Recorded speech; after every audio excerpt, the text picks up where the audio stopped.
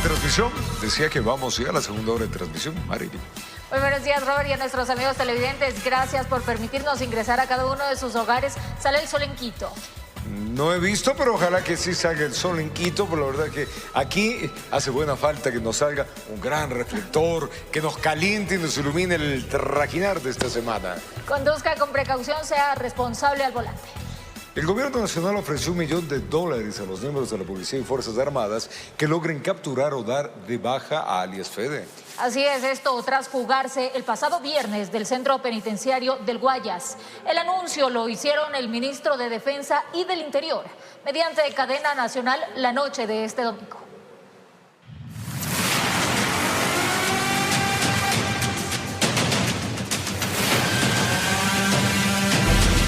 La reciente fuga de Rolando Federico Gómez Quinde, conocido como alias Fede, líder de la banda criminal Los Águilas, ha generado una fuerte reacción por parte del gobierno ecuatoriano. La madrugada de este domingo, un juez del Guayas ordenó prisión preventiva contra 22 personas, entre ellas militares y funcionarios del sistema penitenciario, sospechosos de haber facilitado la huida. Alias Fede, de 39 años y originario de El Triunfo, había sido capturado el pasado 29 de enero en un operativo donde se incautaron cargamentos de cocaína valorados en más de $4,6 millones.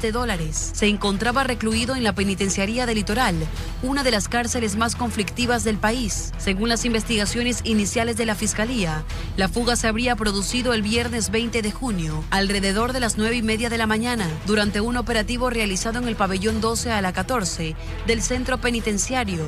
El director del penal presentó la denuncia que dio paso a la apertura de una indagación previa. La Fiscalía formuló cargos por posible complicidad en la evasión contra 22 personas, entre ellas 19 miembros de las Fuerzas Armadas, 2 funcionarios del SNAI y un recluso. Todos fueron vinculados formalmente en una audiencia que se extendió desde la noche del sábado hasta la madrugada del domingo. La investigación apunta a una posible colaboración interna para facilitar la fuga. Federico Gómez Quinde no era un desconocido para las autoridades, pues contaba con al menos 11 detenciones previas y un amplio historial criminal, incluyendo acusaciones por asesinato, narcotráfico y asociación ilícita. A pesar de estar considerado como un objetivo de alto valor por la Policía Nacional, logró evadir la custodia en circunstancias que aún no han sido completamente esclarecidas. El presidente Daniel Noboa reaccionó con dureza ante la noticia. En declaraciones públicas, condenó lo ocurrido y aseguró que no se trató de un descuido, fue complicidad, por lo cual pidió que se aprenda en flagrancia a todo el personal del CPL Guayas número 1, que se sospecha estuvo involucrado. Ya en horas de la noche de este domingo, el gobierno transmitió una cadena nacional, donde el ministro de Defensa, Giancarlo Lofredo, y el ministro del Interior, John Reinberg, a través del gobierno nacional, ofrecen una recompensa de $1 millón a quien entregue información verificada que permita la ubicación de alias Fede. El gobierno nacional ofrece una recompensa de $1 millón a quien entregue información verificada que permita la ubicación y captura de alias Fede, uno de los criminales más buscados y peligrosos del Ecuador. Este sujeto lidera estructuras delictivas que han sembrado muerte y terror, y eso se acabó. El Estado lo busca y lo va a encontrar. Vamos a desarticular completamente su red criminal y responderemos con toda la fuerza de la ley. Informó Amy Moreno. La Fiscalía General del Estado solicitó la pena máxima de 13 años de prisión para el ex vicepresidente Jorge Glass y Carlos Bernal, acusados de peculado en el caso Reconstrucción de Manabí. En el cierre del juicio, el fiscal Wilson Toainga presentó pruebas sobre el presunto desvío de fondos, mientras Glass insiste en su inocencia, asegurando que no administró recursos. A continuación, los detalles del proceso. En la Corte Nacional de Justicia, el fiscal general del Estado, Wilson Toainga, expuso su alegato final en el juicio por el caso Reconstrucción de Manabí, señalando al expresidente del Comité de Reconstrucción, Jorge Glass, y al secretario Carlos Bernal como los responsables de causar un perjuicio al Estado tasado en $225 millones. Según Fiscalía, ambos priorizaron obras no esenciales como el Parque Las Vegas en Portoviejo y el puente sobre el río Mataje, financiados con recursos de la Ley de Solidaridad aprobada tras el terremoto de abril del 2016. Glass, en su defensa, argumentó que el comité de reconstrucción que presidía no tenía personería jurídica ni manejaba recursos directamente. No administré un solo dólar. ¿Cómo me pueden procesar por peculado?, mencionó Glass ante el tribunal, destacando que proyectos como el Parque Las Vegas generaron empleo y reactivación económica. Se acreditó que el comité y el ingeniero Jorge Glass no tenían en su poder el manejo de recursos públicos, porque el comité para la reconstrucción era un cuerpo colegiado de coordinación interinstitucional. El comité no adjudicaba contratos, no contrataba, no ordenaba pagos. Toainga, por su parte, insistió en que las pruebas demuestran que Glass y Bernal autorizaron obras sin la aprobación del comité, dejando de lado proyectos urgentes como el Hospital Delfina Torres en Esmeraldas o el alcantarillado en Pedernales. Además, solicitó una multa de $32.900 para cada uno y una reparación integral al Estado de $225 millones. La defensa de Carlos Bernal afirmó que las obras cuestionadas fueron aprobadas por unanimidad en el comité y siguen en funcionamiento, por lo que no existiría perjuicio. El tribunal, presidido por la jueza Mercedes Caicedo, evaluará las pruebas para emitir su fallo el próximo lunes 30 de junio a las 9 horas, informó Álvaro Terán. Aporte de abogados y sociedad civil, el Consejo de Participación Ciudadana aprobó modificaciones al reglamento para designar al nuevo titular de la Fiscalía General del Estado. La normativa refuerza el perfil técnico, ético y académico de los postulantes. Con 5 votos a favor y 2 abstenciones, el Consejo de Participación Ciudadana y Control Social aprobó reformas al reglamento del concurso público para la selección del nuevo fiscal general del Estado. Las modificaciones apuntan a fortalecer el perfil técnico, ético y académico del futuro titular del Ministerio Público. Es jurídicamente viable reformar parcialmente el reglamento vigente, siempre que dichas reformas se realicen antes de la convocatoria a la Comisión Ciudadana de Selección. El nuevo reglamento incluyó el aporte de gremios de abogados, que introdujo una serie de medidas para blindar el proceso de designación frente a cuestionamientos jurídicos y garantizando la idoneidad de los postulantes. Eso es la participación, la toma de decisiones conjunta entre autoridades y gremios, en este caso, juristas, para mejorar los procesos de designación. Entre los cambios más relevantes, se estableció que no podrán postular personas procesadas, enjuiciadas o condenadas por delitos relacionados con la administración pública, corrupción o crimen organizado. Celebro que se haya aceptado la reforma del artículo 22, numeral 19, que propuse en su momento. Hemos pasado de una cláusula ambigua e incompleta que apenas impedía postular a quienes hubieran sido procesados por corrupción o crimen organizado, dejando por fuera varios delitos graves como, por ejemplo, terrorismo, lavado de activos, delitos de lesa humanidad, que ahora se han incluido.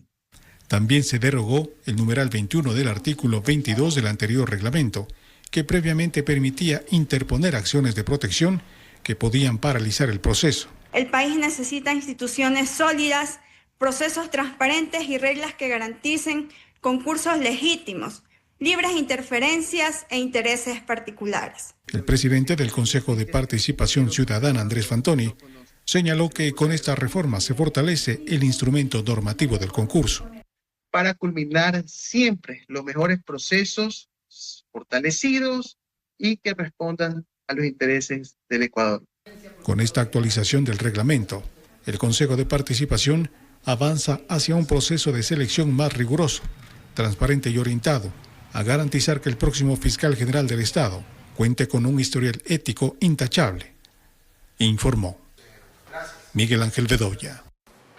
El Consejo de Administración Legislativa CAL zanjó la pugna entre el correísmo y ADN por llevar adelante la fiscalización de los polémicos contratos eléctricos suscritos entre SELEC y las empresas Progen y Austral Technical Management. El CAL determinó que la mesa de transparencia liderada por el oficialismo investigará presuntas irregularidades en las licitaciones. El Consejo de Administración Legislativa de la Asamblea Nacional resolvió que la fiscalización de los contratos suscritos entre la Corporación Eléctrica de Ecuador CELEC con las empresas Progen Industries y Austral Technical Management solo podrá ser conocida por la Comisión de Transparencia administrada por legisladores oficialistas de ADN. La investigación de dichas licitaciones se enmarca en el incumplimiento de los contratos de ambas compañías que debían poner en funcionamiento 3 plantas eléctricas en Salitral, Quevedo y Esmeraldas. Progen, por ejemplo, incumplió el contrato y lleva meses de retraso en las obras de Salitral y Quevedo, pese a recibir 69 de los 99 millones de dólares acordados. Austral Technical Management debía entregar la planta eléctrica de Esmeraldas en enero del 2025. En junio, con 5 meses de retraso, la empresa uruguaya aún no completa la obra y ya cobró 71 de los 89 millones de dólares pactados. En este contexto, el correísmo buscó fiscalizar los contratos en la Comisión de Garantías Constitucionales. Sin embargo, el CALIN admitió esta posibilidad y señaló que solo una mesa legislativa puede llevar investigaciones sobre un tema en especial. Y esa mesa será la de transparencia, presidida por la legisladora de ADN, Diana Jacome, informó Álvaro Terán. El gobierno impulsa la autogeneración con participación privada, esto mediante la firma del contrato para la hidroeléctrica Crinostén en Morona, Santiago. El proyecto genera 45 megavatios y opera en un plazo de hasta 930 días. El Gobierno Nacional autorizó este 20 de junio el inicio de la construcción, instalación y operación del proyecto hidroeléctrico Hidroquest, que generará 45 megavatios de energía. La obra estará a cargo de la empresa privada Hidroquest S.A., y se emplazará en el Cantón Morona, en la provincia de Morona, Santiago. El acuerdo se formalizó mediante la suscripción de un contrato de concesión entre el Ministerio de Energía y Minas y la compañía concesionaria. El acto oficial tuvo lugar en Quito y contó con la presencia de la ministra Inés Manzano y el representante legal de Hidroquest, empresa especializada en sistemas de transmisión de energía eléctrica. El proyecto se alinea con las políticas públicas del gobierno orientadas a fomentar la participación del sector privado en la generación de energías renovables y la autogeneración con venta de excedentes de electricidad. La meta gubernamental es fortalecer el sistema energético nacional y dinamizar el aparato productivo a través de inversiones sostenibles. Según lo establecido en el contrato, la empresa tiene un plazo máximo de 930 días para iniciar la operación comercial de la hidroeléctrica. El proyecto ya cuenta con licencia ambiental y todos los permisos requeridos, otorgados por el Ministerio de Ambiente, Agua y Transición Ecológica. Con la puesta en marcha de Hidroquest, se ratifica el compromiso del Gobierno Nacional con la diversificación de la matriz energética, el impulso de fuentes limpias y la atracción de inversión privada en sectores estratégicos. Informó Miguel Ángel Bedoya. Mediante la resolución número 003-25, la Agencia de Regulación y Control Minero oficializó este viernes 20 de junio la implementación de la tasa de supervisión y control que deberán pagar los titulares de derechos mineros, a pesar del malestar expresado por el sector. Según la normativa, la mediana y gran minera deberán cancelar esta tasa de forma semestral, mientras que la pequeña minería lo hará de manera anual. Vamos a retornar y contarles ahí que la Ley de Gestión Pública cuenta con un informe para segundo y definitivo debate. Le contamos esto y más. Ya venimos. Gracias por su sintonía. Más noticias. La Fiscalía General del Estado solicitó al juez de la Unidad Especializada en Delitos de Corrupción y Crimen Organizado, Renan Andrade, la prisión preventiva contra el alcalde de Guayaquil, Aquiles Álvarez, por presuntamente incumplir la medida cautelar que dispone el uso del grillete electrónico. En el 6º día de la audiencia preparatoria de juicio del denominado caso AAA, que investiga una presunta red de tráfico de combustibles, el fiscal a cargo de la investigación, Carlos Alarcón, solicitó al juez del proceso revea las medidas cautelares en favor del alcalde de Guayaquil y dicte la prisión preventiva. La causa El fiscal asegura que Aquiles Álvarez incumplió la disposición judicial que lo obligaba a portar un grillete electrónico mientras se efectúan las diligencias judiciales. El abogado de Álvarez, Ramiro García, mencionó el pasado 16 de abril que su defendido no podía llevar un grillete debido a que padece un cuadro cardíaco de hipertensión arterial y taquicardia que podría agravarse con el porte de un dispositivo de vigilancia. El alcalde de Guayaquil dijo que la solicitud de fiscalía será resuelta en una audiencia de revisión de medidas cautelares que se efectuará aproximadamente en 2 semanas. Además, insistió en que estas acciones son parte de una persecución en su contra. Que todo lo que habla es tonterías, no procede para nada lo que ha pedido, ni prisión preventiva, ni nada por el estilo. Yo creo que está totalmente claro el tema de la persecución. Según Fiscalía, el alcalde de Guayaquil sería el supuesto autor directo de la comercialización ilícita de hidrocarburos, pues como accionista de las empresas Copedesa, Ternape y Flonape, habría tramitado los permisos para comercializar combustible, en especial diésel, que más tarde se habría desviado irregularmente hacia estaciones fronterizas y de operación minera. En su exposición, el fiscal mencionó que estos actos traerían un perjuicio económico de más de 61 millones de dólares al Estado, equivalentes a casi 23 millones de galones de combustible entre diésel y gasolina, informó Álvaro Terán. Reformas al Código de la Democracia que visibilizan el cambio del método de asignación de escaños y el incremento del porcentaje mínimo, esto para la supervivencia de un partido político, ha generado pues malestar en movimientos locales y partidos políticos minoritarios, quienes temen por su eventual desaparición en los comicios seccionales de este 2026. Vamos a ver por qué se oponen pues a las nuevas reformas. Aquí le contamos. ADN y el correísmo aseguran que los cambios aprobados en el Código de la Democracia tienen un solo objetivo: depurar al sistema de partidos políticos.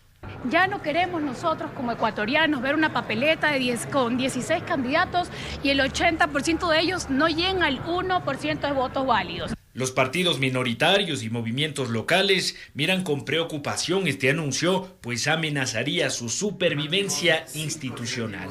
El movimiento Creo del expresidente Guillermo Lasso mencionó que la adopción del método de Hunt concentrará el poder en grupos hegemónicos. Y lo que nos preocupa a nosotros como organizaciones políticas, porque eso cercena la participación de lo que muchas veces se dice como grupos minoritarios o grupos de minoría, que esto es inconstitucional porque no permite la participación real de los ecuatorianos. El movimiento Construye tampoco mira con buenos ojos el regreso del método de Hunt, pues sobre la base del principio de gobernabilidad se pondría en riesgo la capacidad de fiscalizar y limitar las acciones del gobierno de turno. Y están haciendo un harakiri a la democracia, porque la representación tiene que ser fiel a la votación y no tiene que tener sobredimensionamiento. Desde los comicios del 2026, si un partido político no alcanza el 5% de respaldo en las urnas, entrará en fase de supresión. Este cambio en las reglas del juego, a decir del Partido Social Cristiano, solo favorecerá a quienes tienen más recursos para promocionar sus propuestas. Yo les preguntaría ahora a los correístas, ¿ahora sí existe democracia? ¿Ahora sí existe gobernabilidad en la Asamblea?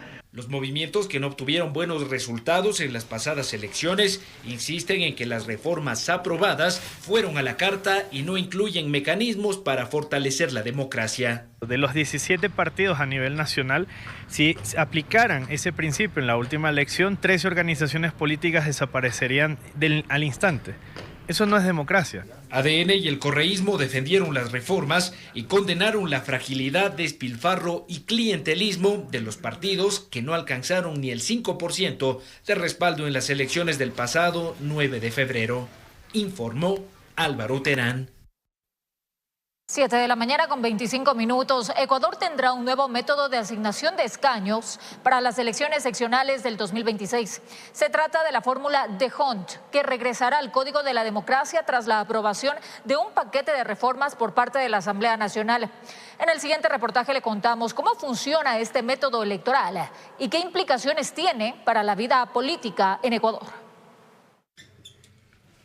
El Pleno de la Asamblea Nacional, con un inusual pacto entre Revolución Ciudadana y ADN, aprobó un paquete de reformas al Código de la Democracia, con el cual se modificó el método de asignación de escaños, que pasó de Webster al de Hunt. Este último ya funcionó en Ecuador durante el gobierno de Rafael Correa y establece un sistema de asignación de escaños basado en la proporcionalidad de los votos. Para que funcione se cogen los resultados electorales que obtiene cada lista y se los divide para 1, para 2, para 3, para 4, para 5, de acuerdo al número de puestos que vayan a ser asignados. El método de Hunt de alguna manera da o privilegia a los movimientos que tienen mayor peso electoral, a los que sacan la mayor cantidad de votos. Este modelo electoral fue el favorito del extinto movimiento Alianza País, que conformó verdaderas aplanadoras en la Asamblea, garantizando la presencia casi absoluta de sus partidarios. Efectivamente, ellos captaban la mayor cantidad de votación y de alguna manera eran partidarios de marginar a las minorías. Años después, tras la ruptura entre Rafael Correa y el entonces presidente Lenín Moreno, la legislatura desechó el método de Hunt e implementó el método de Webster con el objetivo de favorecer a las minorías. Expertos creen que el continuo cambio de la fórmula de asignación de escaños responde a conflictos políticos entre los poderes de turno. La democracia no puede ser un proceso de improvisación permanente como el que estamos haciendo. Estas medidas se dan en función de cuáles son los intereses coyunturales de los líderes de los partidos en un momento específico. Más allá del tipo de método, apuntan analistas, las falencias en el sistema democrático no han sido subsanadas, lo cual repercutirá negativamente en la calidad de la política en Ecuador. Debía ir más allá y no solamente centrarse en el tema del cálculo o el método de asignación de escaños, sino también enfocar este problema grave que tenemos, que es el de los camisetazos. No se sabe exactamente si los partidos y movimientos tienen vida para cumplir su función, su labor. ¿Cuál es? La de capacitar a sus afiliados, la de ser tanques de pensamiento para formular proyectos. Eso no se está haciendo. El nuevo método de Hunt entrará en vigencia en las elecciones seccionales del 2026. Informó Álvaro Terán. La Comisión de Desarrollo Económico, la Asamblea Nacional aprobó el informe para segundo debate de la Ley de Gestión Pública. Esta busca reformar 21 cuerpos legales que abordan temas diversos, desde la contratación pública, pasando por el Código Integral Penal, el Código de la Niñez y hasta la Ley de Transporte y Seguridad Vial. El debate final de este proyecto debe ser el martes a las 15 horas. Una vez que la Comisión de Desarrollo Económico del Legislativo aprobó el informe final de la denominada Ley de Integridad Pública, esta será discutida en segundo y definitivo debate en el Pleno de la Asamblea. Originalmente el proyecto tenía como objetivo optimizar los procesos de contratación pública. Sin embargo, al final del tratamiento de la normativa, se reformaron 21 cuerpos legales. Entre ellos, el Código Integral Penal, que endurecerá las penas por prevaricato, y el Código de la Niñez y Adolescencia, que juzgará a menores como adultos en delitos superiores a los 10 años de prisión. Proteger a los niños, proteger a los menores, proteger a los adolescentes, pero también juzgarlos a aquellos que perdieron totalmente el sentido de la vida. Han incluido temas penales que a mi criterio pues no se deben tratar dentro de esta ley, sino por separado. Debería ir a las comisiones especializadas de justicia y de niñez y adolescencia. Para el segundo debate se aceptó la sugerencia de que los adolescentes infractores cumplan su aislamiento en lugares distintos a cárceles comunes. El proyecto también incluyó reformas a la Ley de Movilidad Humana para normar la expulsión de extranjeros que hayan cometido delitos en Ecuador. La expulsión se efectuará al concluir su condena. Sin embargo, en caso de conflicto armado interno, esta podrá ejecutarse en cualquier momento. Y en ambos casos se dispone la prohibición de retornar al país en 15 años. A última hora, la comisión incluyó una reforma al artículo 269 del Código de la Función Judicial para modificar las acciones ejecutadas en caso de una declaratoria de emergencia. En ese caso, pueden tomarse las siguientes medidas. A. Establecer un régimen especial y expedito de ingreso a la carrera judicial donde no se generará estabilidad. B. Reasignar y requerir recursos presupuestarios para atender la emergencia. C. Realizar evaluaciones anticipadas a jueces y fiscales. D. Realizar las contrataciones por emergencia que se requieran. La ley también incluye reformas a la ley de tránsito con el objetivo de que las empresas proveedoras de medios tecnológicos para la detección de infracciones de tránsito no obtengan ganancias en función de las multas, sino únicamente por la comercialización y mantenimiento de los dispositivos. El debate y votación de la segunda ley urgente impulsada por el Ejecutivo se desarrollará el próximo martes a las 15 horas. Informó Álvaro Terán. La Cancillería ecuatoriana aclaró a través de un comunicado que mantiene una coordinación con varios países latinoamericanos para gestionar la salida de ecuatorianos que así lo requieran de Israel. Según indicaron, también han realizado acercamientos con Italia, España y Reino Unido con la intención de incluir a ciudadanos ecuatorianos en sus vuelos de evacuación. Además, 19 ecuatorianos que desean salir de Israel ya se han registrado en la sección consular del Ecuador en Tel Aviv. Mientras tanto, están tratando de proporcionarles asistencia para facilitar su pronto retorno. Ahora que la aduana del Ecuador alertó sobre estafas en redes sociales promovidas por couriers no autorizados. Estos ofrecen evadir aranceles y fraccionar las cargas bajo el sistema 4x4. El Servicio Nacional de Aduana del Ecuador emitió una advertencia a la ciudadanía frente a la proliferación de ofertas engañosas que circulan en redes sociales promovidas por couriers o intermediarios no autorizados. Estas publicaciones ofrecen reducir costos en el envío de paquetes bajo el sistema de importación 4x4 mediante prácticas irregulares como fraccionar cargas, agrupar paquetes de varias personas o evadir el pago legítimo de aranceles. Courier o empresas que dicen, no te preocupes, no paga los $20 de la tasa. Nosotros te consolidamos y te traemos. Claro, no puedes hacer eso. Están violando la norma. Ese paquete tiene de 6 o 7 consignatarios, 7 compradores, y cada uno de ellos tiene que pagar la tasa. Sandro Castillo, director general del SENAE, advirtió que este tipo de acciones no solo son ilegales, sino que pueden perjudicar seriamente a los usuarios. Si un courier utiliza un nombre para enviar varios paquetes que en realidad pertenecen a distintas personas, podrían estar consumiendo sin saberlo su cupo anual de $1.600, explicó.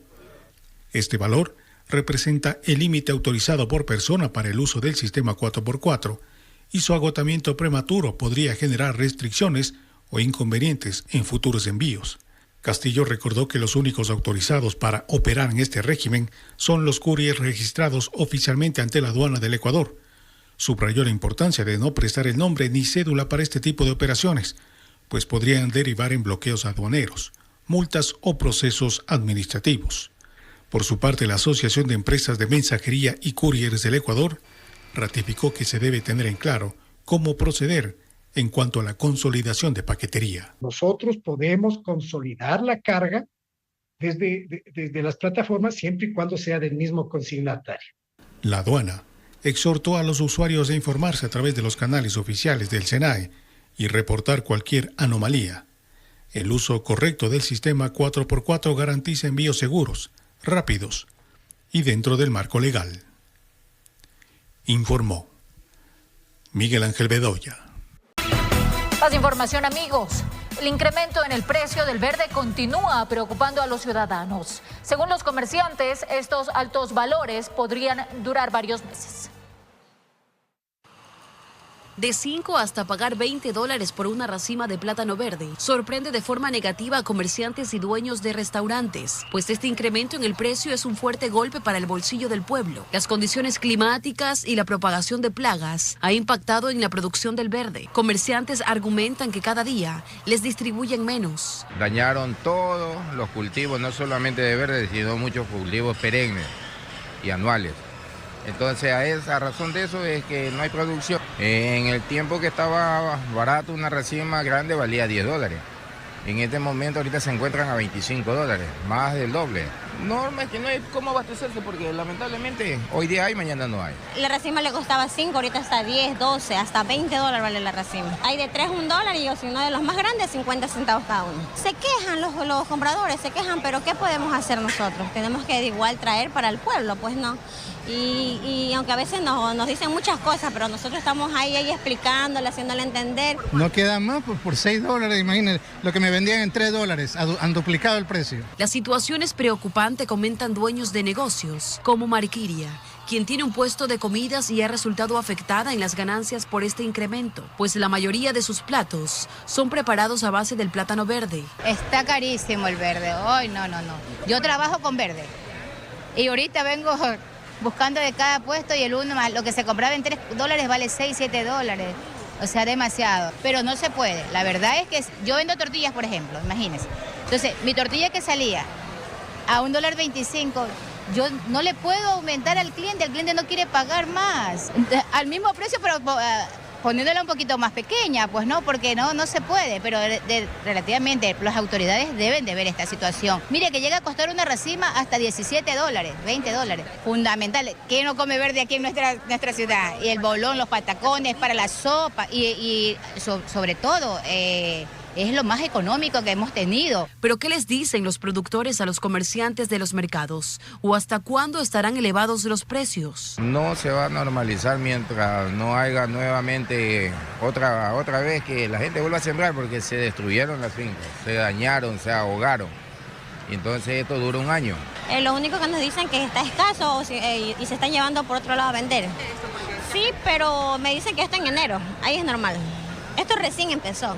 Informó Amy Moreno.